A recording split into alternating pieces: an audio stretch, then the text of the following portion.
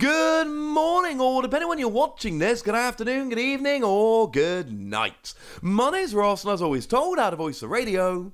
So today, we need to take a little bit of a look at the complete history of the Pokemon trading card game, and we need to start with the X and Y expansion, and this is starting a new block of the Pokemon trading card game.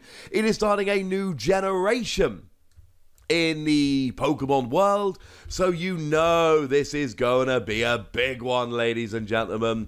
This is going to be a very big one. For anyone wondering, yes, the Complete History series has been a little while. I apologize for that. To put it bluntly, I've been extremely busy. It's been quite difficult to get to them. Don't worry, we are still very much doing these. It's just these videos take a very long time to make and are not among my most popular yet, so sometimes it can be hard to get to do them. But keep watching, keep spreading the word, keep saying nice things. I will keep doing them. We're not going anywhere until we are completely up to date. So, X and Y then. Released in Japan on the 13th of December 2013 and saw an English release just a couple months later on the 5th of February 2014. Shout out to Bulbapedia for reminding me of those dates and being a great place to do some research. And this was the start of Generation 6. So we saw that two of the featured Pokemon in this set were Xerneas and Yveltal, who are, of course, the box legendaries from Gen 6. We saw Shauna, one of those popular characters from Generation 6, from X and Y, making her debut in this particular set. And we saw, Team Flare, Grunt. Team Flare, of course, being the bad guys in X and Y. We saw that card making an appearance as well. This was very much a, hey, X and Y are out, let's celebrate that in the card game kind of set. The thing is, because EXs were only introduced in Next Destinies, that really was not that long ago, we actually kept EXs in this particular set. So whereas we generally see a new type of chase card when we enter into a new block, that was not the case here. We kept on with Pokemon EXs.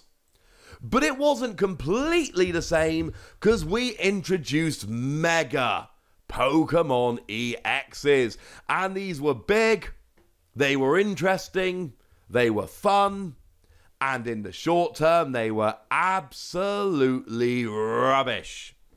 These were not good cards, ladies and gentlemen. These were not good cards at all. We saw two of them in the X and Y expansion. We had Mega Blastoise and Mega Venusaur, and they did introduce a new rule, but it wasn't a good new rule.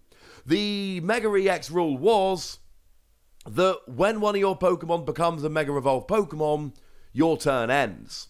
And the fact of the matter was, neither Blastoise nor Venusaur were good enough to justify that.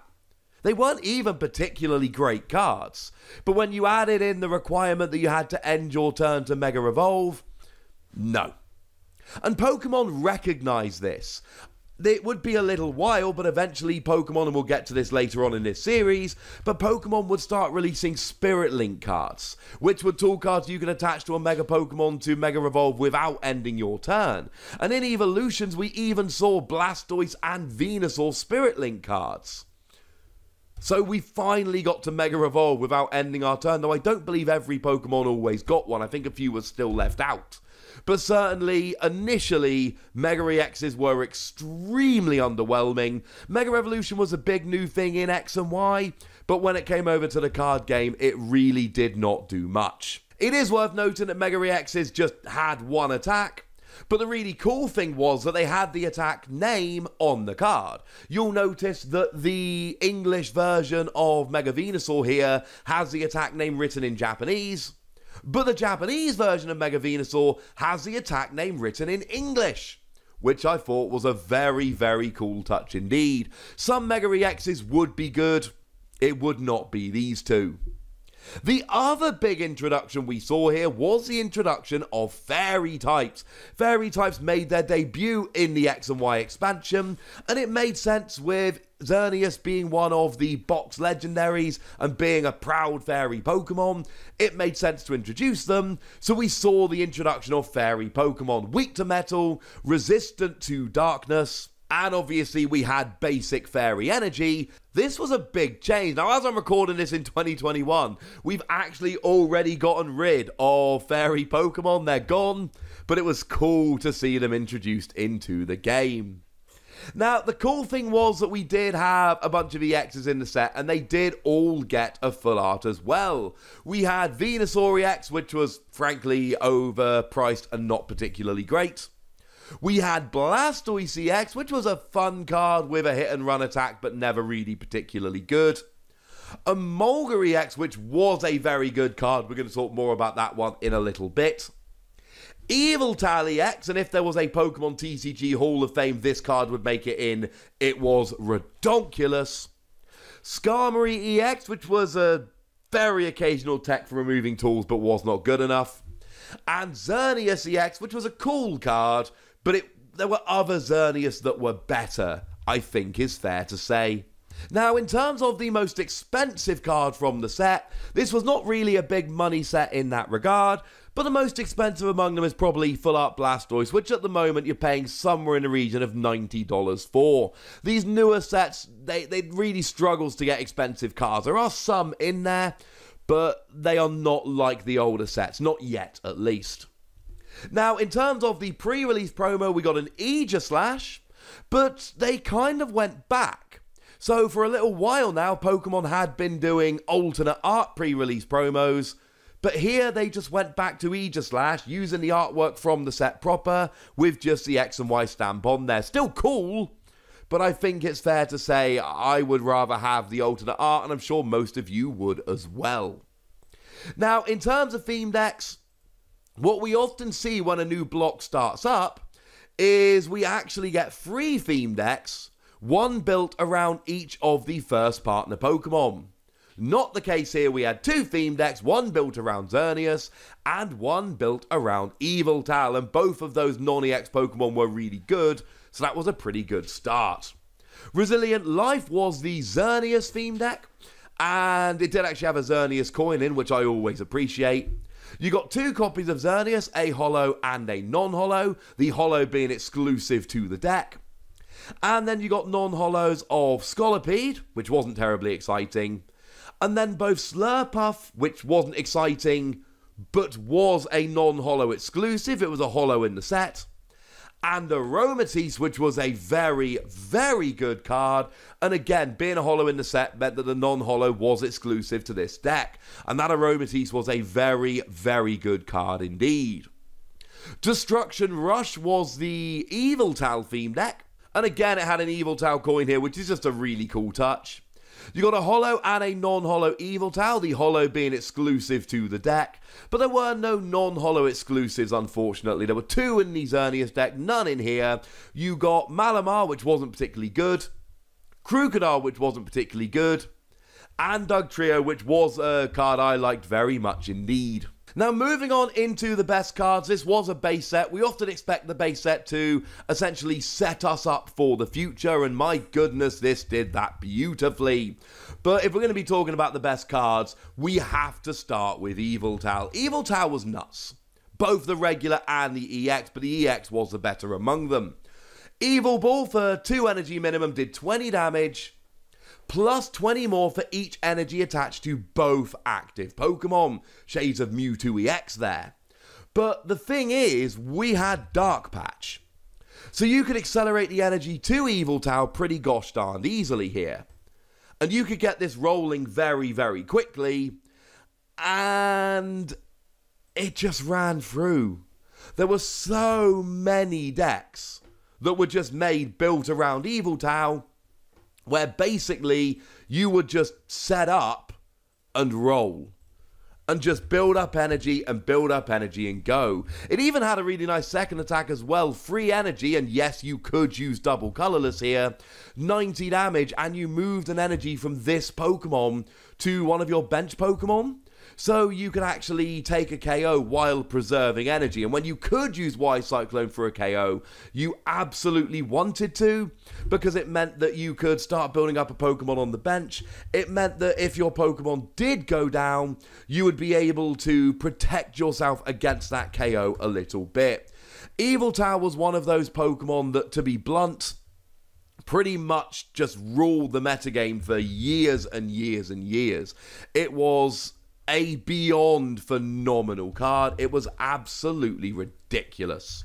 But Yveltal, the non-EX, was another card which is absolutely worth chatting about. Because for a single energy, you do 30 damage, and you attach a darkness energy from your discard pile to one of your bench Pokemon. And attacks like this don't see very much play nowadays, but back in the day, they really, really did. You would get a bit of cheeky damage on the board, start setting up, and when you were ready, you would just bring that Yveltal active, and you would just go. And it was so good, ladies and gentlemen. It really was just so good. This was, like I say, a card which really was just at the centre of the metagame for a very, very long time indeed. Now, Trevenant was another phenomenal card here, and it wasn't quite good enough yet, because we didn't have the break card we would have later, but we still had an ability that said as long as this is your active Pokemon, your opponent cannot play any item cards from his or her hand. So yeah, it would be a while before Trevenant was really at the top of its game, but make no mistake about it, having an ability which is one-sided item lock, this was pretty gosh darned good. And it wasn't really a top deck, but there was a great combo here with Excelgor, because Excelgor would paralyze and poison and shuffle into your deck, and then you would put this active and it would block your opponents, and this was an awful lot of fun. Now, I mentioned Xerneas was a good card. It was actually the other way round from Yveltal. With Xerneas, it was the non-EX that was the better of them. For a single energy, Geomancy let you choose 2 of your bench Pokemon, and for each of them, you search your deck for a fairy energy and attached it. You attach 1 energy to Xerneas, so that you can then attach 2 energy to your Pokemon. Fair to say this was an extremely good card that really did see just a huge amount of play in fairy decks, just for getting energy on the board, starting to get set up, etc. This was an extremely impactful card, and one that really did see a huge amount of play. This was the engine that got fairy decks going. It was very, very cool indeed. Speaking of impactful fairy Pokemon, Aromatisse was a very, very nice card as well, because Aromatisse just let you move your energy around the field. As often as you like during your turn, you may move a fairy energy attached to one of your Pokemon to another of your Pokemon. But what you would essentially do here is combo it with Max Potion. Max Potion, of course, completely heals, but you've got to discard all your energy to do so. So what you would do here was move all of your energy off, and then you play Max Potion, so you healed, there's no energy to discard, boo, hiss, etc. And then just move the energy back, and then you can keep on attacking, and you haven't actually lost anything. You've just completely healed with no downside. And between Xerneas getting energy out and Aromatisse moving it around, this was what really made fairy Pokemon tick, though we didn't at this point really have a good enough attacker. Now, Raichu was my favourite card from the set. I played a lot of Raichu decks. 2 energy, double colourless, 20 damage for each of your bench Pokemon. So you fill your bench, 100 damage for a double colourless energy. Bearing in mind, you were hitting weakness on Yveltal here, which really was a very big deal. It was a great counter to Yveltal and just a general good card. Greninja is another one that was good but wasn't ready yet. So the ability Water Shuriken, once during your turn, you may discard a water energy from your hand and put 3 damage counters on one of your opponent's Pokemon. Greninja would become one of the best and most annoying decks in the game, but not yet. It needed another Greninja and a break, which we didn't have. So Greninja, cool card, but we're not ready yet. Now, a Moga EX was a nice little tech. Again, we got 110 HP on a 2-prize Pokemon, which does not make us happy at all. But it did have free retreat. And for 1 energy, you search your deck for a lightning energy, attach it to this Pokemon, and switch to the bench. Then for free energy, 60 damage, you may discard an energy, and if you do, you do 30 more damage. Well, it can attack for a lightning and a double colourless, so essentially, in some decks, this was a really nice counter for Yveltal. because you only needed one lightning energy. So, Aromatisse could move 2 fairy energy, attach a lightning and go. Or you could have a double colorless and 1 lightning and go. Yes, it was a bit of a glass cannon, 110 HP is low, but a Moga popped up in a surprising amount of decks. One that I also liked very much indeed was Dugtrio, and if you followed me at all on this channel, Stage 1 fighting Pokemon Single Energy, I was always going to love this card. Single Energy, 60 damage plus 10 to each of your bench. It was fun. Again, it wasn't a top deck, but there was a really cool deck that was made by a bunch of people, and it would use things like Reshiram and Zekrom and Kyurem, those outrage attackers that did more damage for each damage counter on them, and essentially you would attack with Dugtrio while spreading damage to your bench, and then you would be hitting fire weakness, lightning weakness, water weakness, and fighting weakness. Never really a top deck, but a very, very fun deck nonetheless. Voltorb was weirdly fun here. I know it's an evolving basic, but the ability says that if it's active and it's knocked out by damage from an attack, flip a coin. If heads, put 5 damage counters on the attacking Pokemon. That was actually kind of nice. And Delphox was another card. Now, being a Stage 2 was awkward, but once during your turn, you could draw until you had 6 cards in your hand. It was actually the same ability that we saw on Magnezone Prime, and unfortunately, it never ended up being as good as Magnezone Prime, which is sad, but make no mistake about it, it was still an extremely fun card. It saw play here and there, but it never was on that same kind of level. It was fun, it was nice, but unfortunately it was never quite good enough. Saw some play, I tried playing it. It just was never in a format that was fast enough to really take advantage of it. And I'm sorry. Now moving over into trainer cards, there were a bunch of really good trainer cards as well. So we had Evo Soda, which let you search for a card that evolves from one of your Pokemon and evolve it. It was search and evolution in one go. It was just good for searching out evolution Pokemon really, which was kind of cool. We had Fairy Garden, a stadium that gave any Pokemon with fairy energy attached to it free retreat, bearing in mind that things like rainbow energy would absolutely count here. So yeah. In decks that played energy that was either fairy or could count as fairy, this kind of gave you super easy access to free retreat, which I think is fair to say was pretty gosh darned impactful. And of course, we couldn't have a fairy stadium without a darkness stadium. That would be a little bit rude. We had Shadow Circle that said each Pokemon that has any darkness energy attached to it has no weakness, and again, it was energy attached to it that was darkness type, so any energy that counted as darkness when attached would absolutely count here. A nice pair of stadiums. We saw Hard Charm coming in, reduced damage done to it by 20. It was weirdly like Eviolite here. Eviolite reduced damage done to the basic Pokemon it was attached to by 20. Well, this was that, but it worked for anyone. Kind of made Eviolite a little bit irrelevant, but still kind of a cool card. Muscle Band was absolutely huge to let you do an extra 20 damage. Doing extra damage is always good. This saw a lot of play for a long time. Professor Sycamore let you discard your hand and draw 7, and if that sounds a little bit familiar, it should. It's a reprint of Professor Juniper with a different name. Juniper, of course, being the Gen 5 Professor, and Sycamore being the Gen 6 Professor. Great card, 4 of in almost every deck. Professor's Letters let you search for 2 basic energy, reveal them and put them into your hand. This is a great card that if it was printed nowadays, we would play it instantly. Red Card makes your opponent shuffle their hand into their deck and draw 4 cards. Fun for hand disruption. Control decks loved it.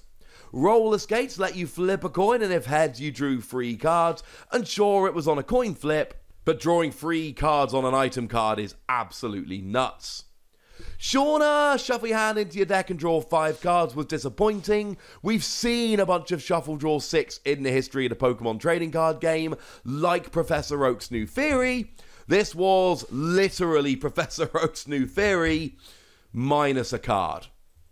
And what's super annoying is we actually would get that again later down the line.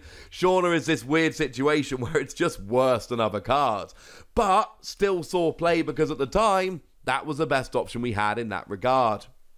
It's interesting to note that Super Potion made its return to the game. Super Potion came out in the base set, and then I suppose base set 2, and then came back around in X and Y. You discard an energy from one of your Pokemon to heal 60 damage or 6 damage counters. 50% better than it was back in the base set. Did see a little bit of play here and there, but fair to say it wasn't a meta-defining card. And then we saw Team Flare Grunt, one of my least favourite cards. Just a supporter card that discarded an energy from your opponent's active Pokemon. And the whole time this was legal, people were just trying to find ways to use it multiple times during a turn, to keep recovering it, to reuse it turn after turn. And there were some ways as we went along. For people that liked these control/disruption decks, this was just brilliant. People loved it. Now, in terms of top decks, there were some kind of fun ones I mentioned, like Dugtrio Dragons was fun, Trevenant Excelgor was quite nice, but really never set the world on fire. I personally liked Raichu, and there were plenty of different ways to play Raichu. You could play it with other Stage 1 cards. You know, even something like Dugtrio or things along those lines. Certainly a lot of the Raichu builds had Garbodor into Ability Lock. Some people played it with big basics like Mewtwo and Landorus. So, Raichu, again, back when X and Y released, Raichu wasn't probably the best deck in the format, but because it was a Stage 1 that attacked for a double colorless energy, you could make a lot of different decks, whether it was with big basics, or whether it was with things like Garbodor, or other Stage 1s or whatever. There were a few different ways to build the deck that were really kind of fun. But if you go back and look at the US National Championships and the World Championships in 2014, if you go and look at those big tournaments that happened shortly after the release of this set, it's pretty obvious that there was one deck that did stand above all the others. Actually, I do need to mention my namesake Ross Cawthorn here did actually make top 16 at the World Championships with Raichu Landorus.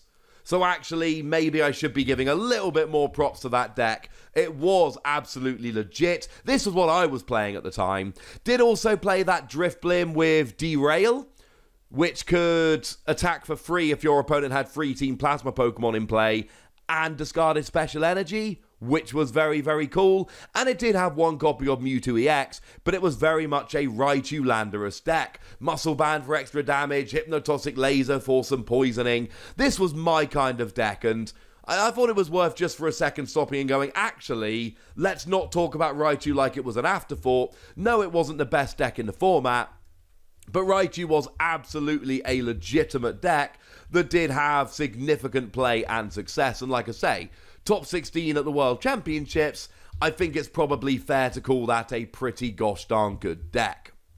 But if we're looking at the top decks around, I think you really need to just go to Yveltal. And it was all about Yveltal. Yveltal was one of those cards that when it released, completely and utterly transformed the game. We're not talking about a good card or a card that had a little bit of an impact. We are talking about a great card. We are talking about a card which absolutely defined the metagame. It was that gosh darned good. Now, there were a bunch of ways to play it. Obviously, the combo here with Darkrai was pretty obvious. Darkrai was another Darkness Pokemon and gave free retreat when you had Darkness Energy attached. But if you look back at the really good Yveltal list from the end of 2014, it was very much Yveltal Garbodor with one Darkrai for your free retreat. And that was it. That was where we were playing. That was where we were going. It was very much an Yveltal deck, and Darkrai was there for a little bit of help, for a little bit of support. He's helping, and that's nice. And we did see this deck. It went and took 3rd place at US Nationals. That was Byron Isaiah Williams. Stefan Ivanov won French Nationals with the deck. And when we got up to the World Championships, it was that year where Verizon Genesect took 1st place and 2nd place and 4th place and 5th place. That was very much the deck in 2014. But we still saw Yveltal Garb. Chase Maloney took a top 8 finish there.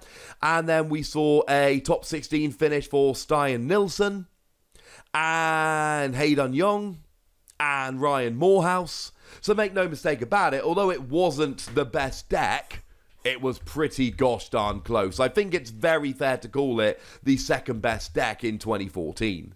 So we had Yveltal doing Yveltal things, using its big attacks to take big KOs. We had Garboda to lock abilities to take down some of those other decks that would try and use abilities to give themselves a little bit of an advantage. We had Absol as a nice backup attacker. We had Sableye for recovering item cards. We had Dark Patch for accelerating energy, Muscle Band for doing extra damage, Laser for a bit of poison and the potential for sleep here. This was an extremely strong deck, and it would only get better from here on out. This was not a deck that, it had a nice showing in 2014, but then it went away and we never saw it again. This is a deck that would just keep coming around over and over again. And it really was one that helped to define the format. Yveltal was the complete and utter undoubted star from the set, and I don't think there's much of an argument otherwise. So there we go, ladies and gentlemen, that was X and Y. It brought us Mega Exes, it brought us Yveltal, it brought us into Gen 6, it brought us a lot of staple trainer cards. It was a base set, and I think it did the job of a base set pretty gosh darned well. But now I want to hear from you guys. I want to know what you think about this set. If you've got memories of the set, I want to hear them in the comment section. If you don't have memories of the set, I want to hear what you think, having seen it for the first time here. Go nuts! But be nice, would ya? And then make sure you like this video, subscribe to this channel, follow me on Twitter at TheWasi, and Twitch for some live action at twitch.tv/PTCGRadio.